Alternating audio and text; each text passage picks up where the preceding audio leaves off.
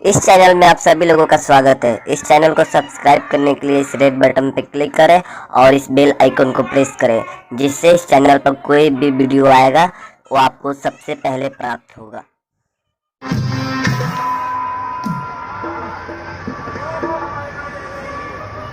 आज मैं तुमसे इंसाफ की भीख मांगने आया हूँ। बोल माँ, मेरे साथ इतना अन्याय क्यों हो रहा है? क्यों हो रहा है ऐसा? जिस हाथ को भी कलम की जरूरत थी उसे बंदूक थमाने पर मजबूर क्यों किया? क्यों हो रहा है ऐसा? बता माँ, मुझे किन गुनाहों की सजा दे रही हो? अगर गरीब होना गुनाह है तो फिर किसी को गरीब बनाते ही क्यों हो माँ? अरे सिर्फ सुनती ही रहेगी या कुछ बोलेगी भी? समझ गया, तू नहीं बोलेगी। अब मैं तुझे नहीं रहने दूंगा, नहीं रहने दूंगा तुझे।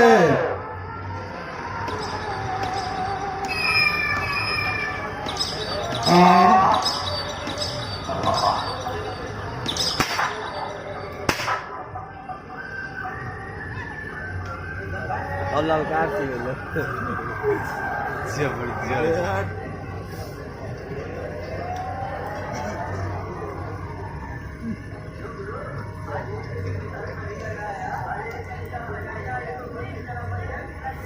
बलवान जी सरदार, माँ की मूरत के पास एक लाश पड़ी है। और सरदार, किसी युवक के लाश मालूम पड़ती है, लेकिन माँ की मूरत के पास मुझे लाश कुछ गड़बड़ लग रहा है सरदार। कहीं ऐसा तो नहीं ये पुलिस वालों की कोई चाल हो सकता है सरदार। पुलिस हमारे गिरोह के पीछे हाथ जोड़कर पड़ी है। आपको पकाना दाना षड्यंत्र हो सकता है। ललकार को पकड़ना कोई बच्चों का खेल नहीं है बलवंत सिंह। मौत जिसके पास आने से घबराती है उसे वर्दी वाले गुंडे क्या पकड़ेंगे? हम उनके हर षड्यंत्र को विफल कर देंगे। सरदार बोलो, हमें पास जाकर देखना चाहिए। हो सकता है कि वो हमारी तरह किस्मत का मारा कोई इंसान हो सकता है और हमारी ही मदद की जरूरत हो। हाँ, तुम ठीक कहते हो, हमें जरूर देखना चाहिए। कानून के नजरों में हम भले ही हैवान हैं, पर इंसानियत को हम अपना धर्म समझते हैं। फिर भी हमें सतर्क रहना चाहिए।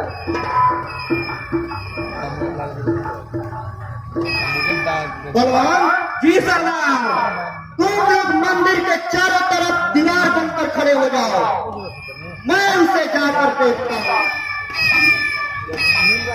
बिल्कुल सचेत रहना,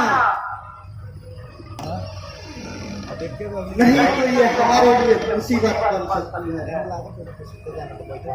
तैयार होना साथियों। हाँ सरदार। दीपिका को बोली गुस्सा मत दिया लोग। दीपिका को बोला बोलेगा, बोलते नहीं चाहिए। बलवान जी सरदार, ये तो जिंदा है, इसे गोली लगी है। अरे युवक, बताओ कौन हो?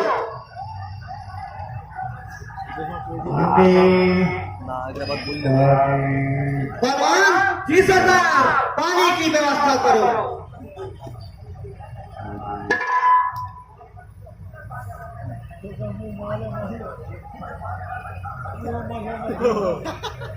काली जी आनो तो काली जी कुछ करे। पी लीजिए सरदार पानी।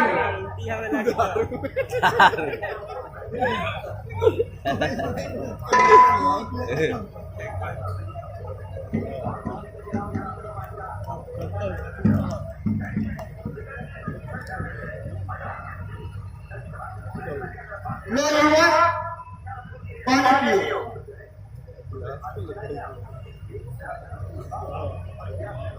अच्छा ये बताओ, तुम कौन हो और तुम्हारा यह हाल किसने बनाया?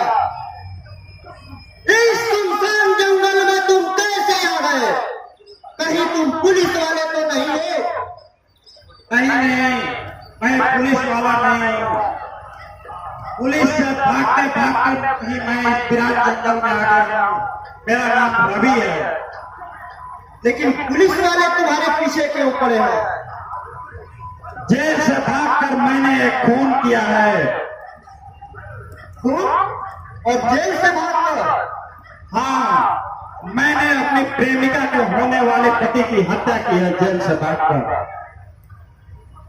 प्रेमिका? खून? जेल? मुझे कुछ समझ में नहीं आ रहा है।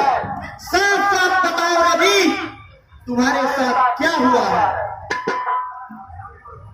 इसी उम्र में मैंने अभी जितनी दिवाली नहीं मनाई उससे ज्यादा कहीं बर्बादी मनाई है। सफेद चादर के अंदर छुपे काले चेहरों ने मेरे हंसते खेलते घर परिवार को उजाड़ कर रख दिया है।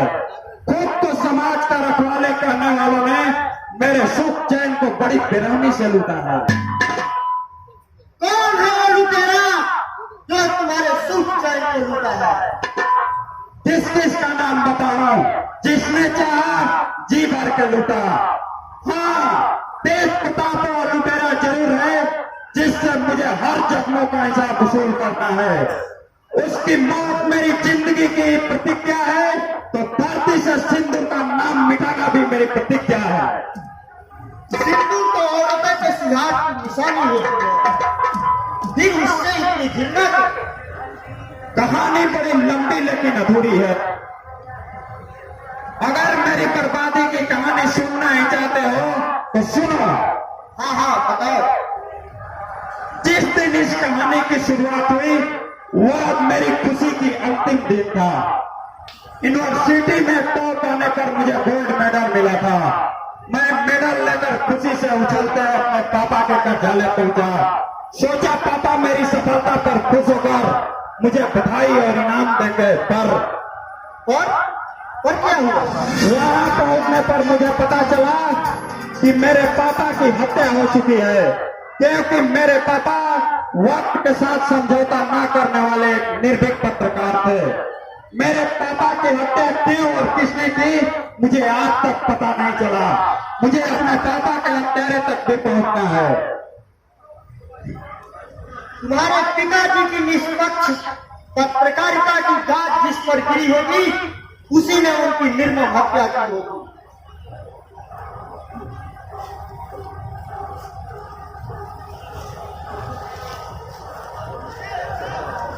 पापा के जाने के बाद एकमात्र बहन की जिम्मेवारी मेरे कंधों पर आ गई।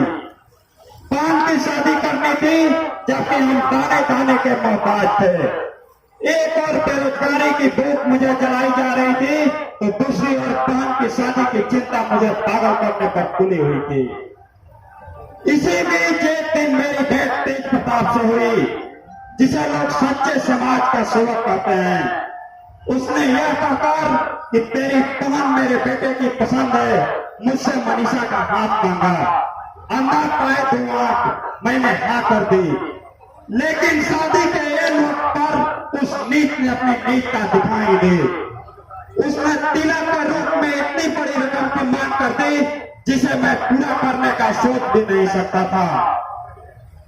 फल तक शादी नहीं हो सकी।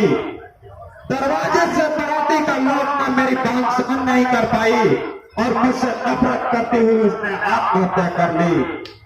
बहन की मौत पर अभी जी भर के रोया भी न था कि मुझे अंधे कानून ने गिरफ्तार कर लिया और मेरी हत्या के बहन की हत्या के जुर्म में मुझे आजीवन कारावास की सजा दे दी। कारावास के दौरान मुझे पता चला कि मेरी प्रेमिका राधा, जो कि कमिश्नर की बेटी है, की शादी हो रही है।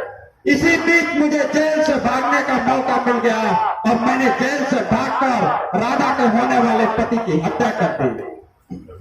आखिर ऐसा तुमने क्यों किया? आखिर उन मासूम का क्या दोष था? मासूम बिगाड़ा तो बहुत था मासूमों ने, लेकिन मैंने उनकी हत्या बदले की भावना से नहीं की, बल्कि अपनी कसम पूरी की है। मैंने कसम खाई है कि जब सिंदूर मेरी पाना के माथे को नसीब नहीं हुआ तो भविष्य में किसी को नसीब नहीं होगा। बहुत गलत कसम खाई है तुमने। जानते हो इसे पूरा करने के लिए कितने कितने मासूमों को बलि चढ़ानी पड़ेगी। मेरी बात मानो तो इस कसम को भूल जाओ।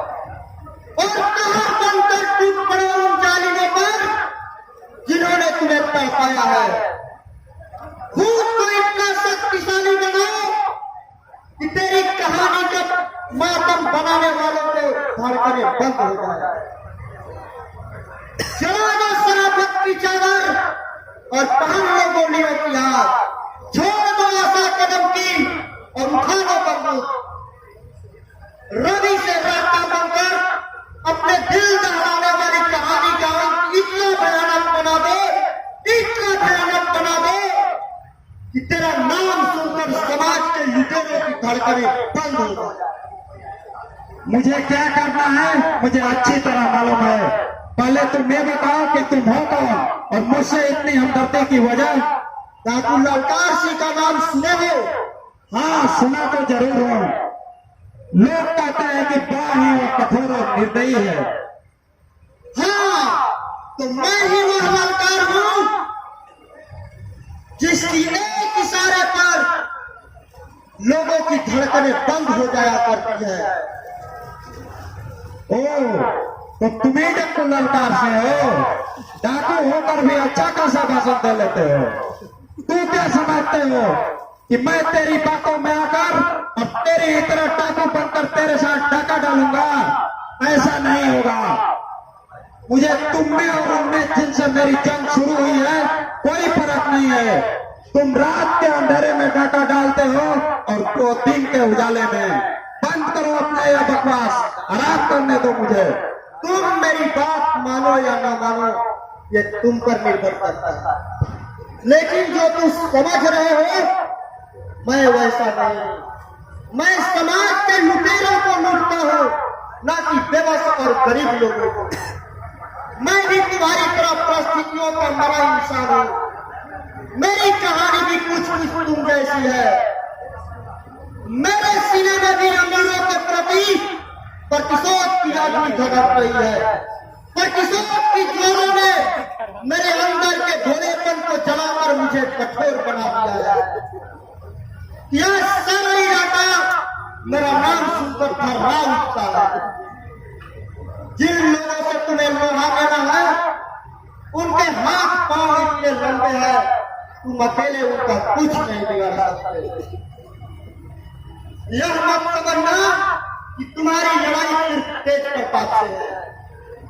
तुम्हारी लड़ाई उन समाज के लुटेरों से है जिन्होंने गरीबों का हक मारकर आलिशान मारके खरीदा, जिनके एक इशारे पर समाज के बहू बेटियों की दिन दहाड़े इज्जत लूट जाती है। जुल्म को मिटाने के लिए युद्ध की जरूरत होती है और युद्ध अकेले नहीं लड़ा जा सकता।